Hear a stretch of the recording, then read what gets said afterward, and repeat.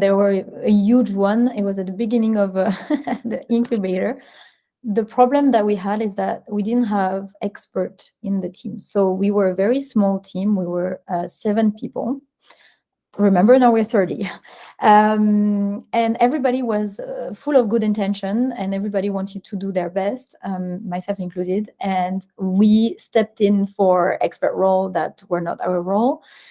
And it turned out that what we put in the market was extremely low quality marketing assets, low quality prototype, with a lot of bugs and so on. And we had some data, but we were challenged very much by management saying, listen, your data, we're not sure it's very reliable, because unfortunately, you put in the market something that is very low quality.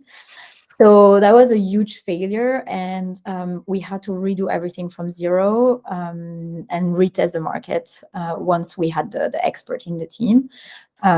So yes, scrappy is nice sometimes, but we need a minimum, say, level of quality to be able to have data that we can count on, because they thought, okay, it didn't work out because the quality was so low that nobody was clicking on ads.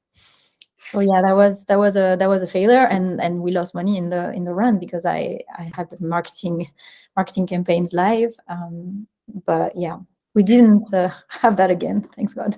But this is such a challenge, actually, because this is something I talk about with a lot of startups, because I always recommend them to say, okay, you identify your assumptions, right?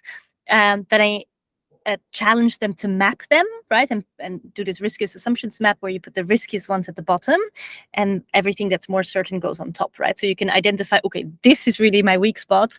I should probably start testing over here, because if this is not true, the whole thing falls apart, and then you work your way up. But then the next challenge is to identify the minimum viable test.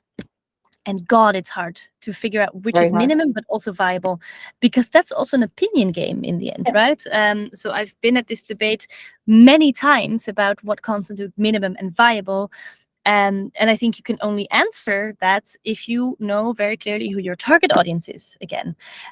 For example, for me, I talk mostly to startups and scale-ups, where viable is a lot lower or can be a lot scrappier than if I'm targeting Bosch, or right, if I'm targeting really big companies, or Google, whatever. And that's kind of, I think the main problem is that they do not really want to commit to a target audience yet, and therefore cannot understand what is viable. Yeah.